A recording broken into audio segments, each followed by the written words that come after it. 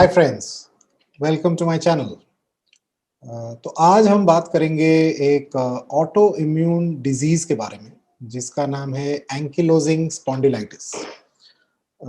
तो मैं एक ऑटो इम्यून डिजीज के बारे में क्यों बात कर रहा हूँ? ना तो मैं कोई डॉक्टर हूँ, ना मेरा मेडिकल प्रोफेशन से कोई लेना देना है, बट मैं इसलिए इसके बारे में बात करना चाहता हूँ because I am a patient of ankylosing spondylitis. ये कंडीशन है मुझे।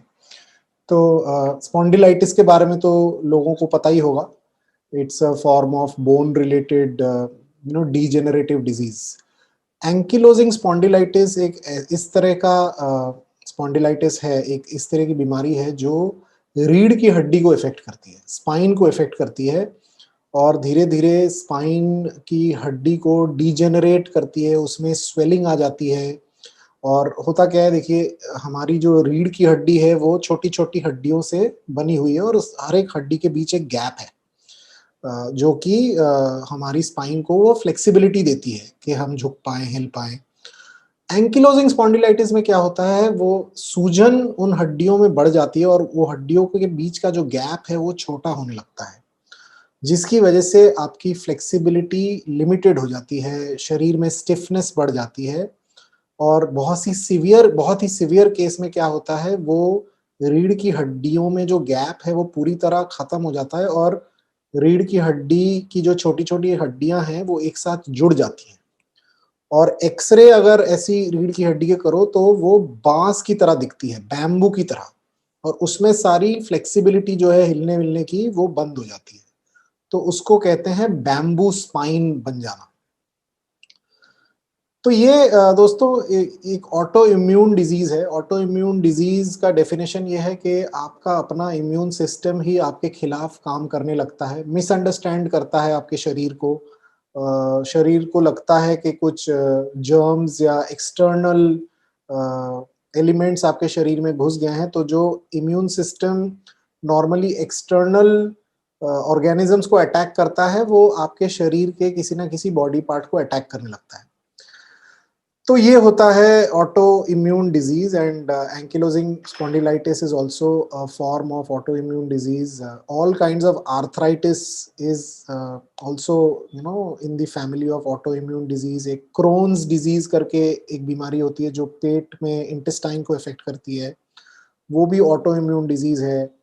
Cancer is the biggest auto immune disease, जहाँ पे अनकंट्रोलेबली सेल्स की ग्रोथ होती है शरीर के अंदर, because the body misunderstands the whole situation inside the body. And इनका टिपिकली कन्वेंशनल मेडिकल साइंस में, एलोपैथी में कोई क्योर नहीं होता है। The only way is to just manage it through medication. जैसे मेरा ये जो कंडीशन है एंकिलोजिंग स्पॉन्डिलाइटिस का, पिछले 10 साल से मैं इसका रोगी हूँ। और शुरू-शुरू में मैंने एलोपैथिक मेडिकेशन लेना शुरू किया था, which was only pain killers. उनको एनएसएआईडी बोलते हैं, non steroidal anti inflammatory drugs. ये कुछ भी नहीं, ये सिंपल वर्ड में पेन किलर्स हैं और इनकी प्रॉब्लम ये है कि अगर आप लंबे समय तक पेन किलर्स लेते रहेंगे तो इसके बहुत सीरियस साइड इफ़ेक्ट्स होते हैं। किडनीज़ को बहुत बुरी तरह डैमेज कर देते हैं ये मेडिसिन्स। इंटेस्टाइन की लाइनिंग में प्रॉब्लम आ जाती है, डाइजेशन की प्रॉब्लम आती है, जो कि शुरू-शुरू में मुझे बहुत आई। 10 साल पहले जब मेरा ये कंडीशन डायग्नोज़ हुआ इससे कि मेरे कमर में हल्की-सी स्टिफनेस रहती थी और वो बढ़ने लग गई। और ऑर्थोपेडिक के पास गया, ऑर्थोपेडिक ने देखा, दवाई दी, फिर भी कुछ फ़र्क नहीं पड़ा। तो इस रोग को कन्वेंशनल एलोपैथिक मेडिकल साइंस में जो ट्रीट करते हैं, उनको कहते हैं रियूमेटोलॉजिस्ट्स। तो रियूमेटोलॉजिस्ट के पास गया तो उन्होंने एक ब्लड टेस्ट कराया, जिस ब्लड टेस्ट का नाम है HLA-B27। तो अगर ये पॉजिटिव आता है, इसका मतलब ये है कि आपको एंकिलोजिंग स्पॉन्डिलाइटिस है। तो मेरा वो पॉजिटिव आया। फिर मैंने पेन किलर्स लेने शुरू करे, 2-3 महीने पेन किलर्स लिए तो दर्द कम हो गया, लेकिन उसके बाद मेजर डाइजेशन इश्यूज़ शुरू हो गए मुझे। तो फिर मैंने पेन किलर्स लेना बंद कर दिया और उसके बारे में थोड़ा और पढ़ना शुरू किया इस कंडीशन के बारे में। तब मुझे पता चला कि कन्वेंशनल मेडिकल साइंस में इसका कोई क्योर नहीं है और पेन किलर से कोई फंडामेंटल क्योर मिल नहीं रहा है, सिर्फ मेरे दर्द को दबाया जा रहा है टेम्परेरीली। तो मैंने फिर मेरे लाइफ़स्टाइल में कुछ चेंजेस करने की कोशिश करी। पहले मैं जैसे बहुत अनकंट्रोलेबल ईटिंग करता था, एक्सरसाइज़ नहीं करता था, जिस वजह से ये प्रॉब्लम मुझे हुई, क्योंकि ऑफ़िस जॉइन करने के बाद मैं सिर्फ़ लैपटॉप के सामने बैठ के काम ही करता था, कोई फ़िज़िकल एक्टिविटी होती नहीं थी। फ्लाइट्स पे ट्रैवल करता था, खाने-पीने पे कोई कंट्रोल था नहीं। तो हालाँकि जेनेटिकली जैसे मैंने कहा मेरा HLA-B27 पॉज़िटिव आया, बट मेरे लाइफ़स्टाइल की वजह से मुझे ये बीमारी हो गई। तो मैंने अपना लाइफ़स्टाइल इनिशियली तो बहुत ज़्यादा चेंज नहीं किया, क्योंकि वही पेन किलर्स के सहारे मैनेज कर रहा था, फिर दर्द उतना ज़्यादा भी नहीं था। लेकिन जैसे-जैसे टाइम बढ़ता रहा, मेरी बैक की स्टिफ़नेस बढ़ती रही, कभी मेरे चेस्ट में स्टिफ़नेस होती थी, कभी आँखों पे भी इफ़ेक्ट करती है ये। ये जो कंडीशन है इसको इससे आँखों में भी इफ़ेक्ट होता है। तो पूरे स्पाइन में, कभी गर्दन में, कभी लोअर बैक में, कभी अपर बैक में दर्द रहने लगा और ये बढ़ता रहा। लगभग 3 साल पहले मैं एक्सरसाइज़ और योगा में रेगुलर हो गया, मैंने वेट भी कम किया, मैंने डाइट भी चेंज करा, उससे काफ़ी फ़ायदा मिला। लेकिन फिर लगभग 3 महीने पहले I had a very severe bought.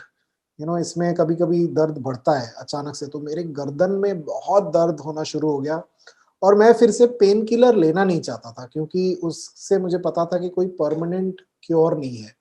So I was looking for a natural cure, और इनफैक्ट मैं यूट्यूब में ही सर्च कर रहा था और मुझे एक वीडियो दिखा जिनमें एक डॉक्टर हैं, उनका नाम मैं भूल गया हूँ, डॉक्टर विकास। उनका उनके चैनल का डिटेल भी मैं कमेंट में या डिस्क्रिप्शन में छोड़ दूँगा, ताकि आप लोग उनको फ़ॉलो कर सकें। उन्होंने एंकिलोजिंग स्पॉन्डिलाइटिस के लिए बताया कि अगर आप बिल्कुल ही तंग आ चुके हैं इस बीमारी से और नेचुरल तरीके से इससे छुटकारा पाना चाहते हैं, तो आयुर्वेदिक पंचकर्मा ट्राई कीजिए। अब पंचकर्मा के बारे में मैंने 4-5 साल पहले से सुना हुआ था, लेकिन मैंने ट्राई नहीं किया था उस टाइम पे। बट इस टाइम दर्द बहुत बढ़ गया और मुझे पेन किलर्स लेने नहीं थे रेगुलरली, बिकॉज़ मुझे पता था कि इन द लॉन्ग रन ये मेरे लिए नुकसान ही करेगा। तो मैं एक आयुर्वेदिक क्लिनिक में चला गया। वहाँ पे जाके मैंने मेरी ट्रीटमेंट शुरू करी और दोस्तों, I am very glad to report के 3 महीने हुए हैं, 2.5 से 3 महीने हुए हैं कि मैंने ये ट्रीटमेंट शुरू करी है और मुझे बहुत अच्छे रिज़ल्ट्स मिले हैं। एंड ये जो आयुर्वेदिक डॉक्टर्स थे, इन्होंने कोई ऐसे गलत प्रॉमिसेस नहीं करे। जब मैं उनके पास गया, उन्होंने ऐसा नहीं बोला कि हम ट्रीटमेंट करेंगे और 2 महीने में तुम्हारी बीमारी पूरी तरह खत्म हो जाएगी। इनफैक्ट वो ये भी नहीं कह रहे हैं कि तुम्हारी बीमारी पूरी तरह खत्म हो जाएगी। वो कह रहे हैं कि आप अगर हमारी ट्रीटमेंट 2-3 साल तक लेते रहे, तो आपकी क्वालिटी ऑफ लाइफ इम्प्रूव करेगी और जो ये सीवियर फ्लेयर अप्स होते हैं, बाउट्स होते हैं जब दर्द बहुत बढ़ जाता है, इनमें गैप्स बढ़ जाएगा। सो आई रियली लाइक्ड इट कि इन्होंने कोई ऐसे झूठे वादे नहीं करे। तो मेरा कॉन्फिडेंस उनमें बढ़ गया और मैंने उनका ट्रीटमेंट लिया। ट्रीटमेंट 2 तरीके के थे, एक तो पंचकर्मा जिसे कहते हैं, जिसमें आपको अ, या तो मसाज करते हैं, वो अलग-अलग तरीके की मसाज होती है, या फिर एक ट्रीटमेंट करते हैं जिसका नाम है बस्ती। बस्ती में क्या करते हैं, वो मेडिकेटेड सॉल्यूशन या मेडिकेटेड ऑयल आपको एनीमा के थ्रू, आपके एनस के थ्रू पास करते हैं और वो डायरेक्टली आपके इंटेस्टाइन से आपके शरीर में वो मेडिकेशन सर्कुलेट होता है, which is considered to be a very effective way of quickly impacting ailments in the body. तो मेरा टोटल ये पंचकर्मा ट्रीटमेंट 17 दिन तक चला, जहाँ 9 दिन मेरी जम के मालिश हुई। डेढ़ डेढ़ घंटे मुझे मसाज करते थे पूरे शरीर में विथ मेडिकेटेड आयुर्वेदिक ऑयल्स।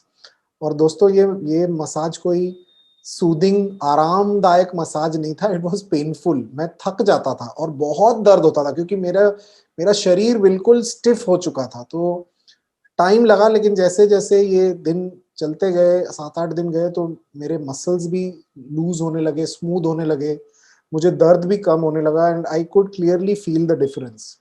तो 17 दिन के पंचकर्मा ट्रीटमेंट के बाद अभी ऑलमोस्ट 2 महीना हो चुका है मैं इनके मेडिसिन्स ले रहा हूँ। मेडिसिन्स बहुत ज़्यादा हैं नहीं और बहुत महँगे भी नहीं हैं। सुबह-शाम एक-एक टैबलेट लेना पड़ता है और एक सिरप दिया है, बट देखिए आपकी एलिमेंट पे है कि आपको क्या रिकमेंड किया जाएगा।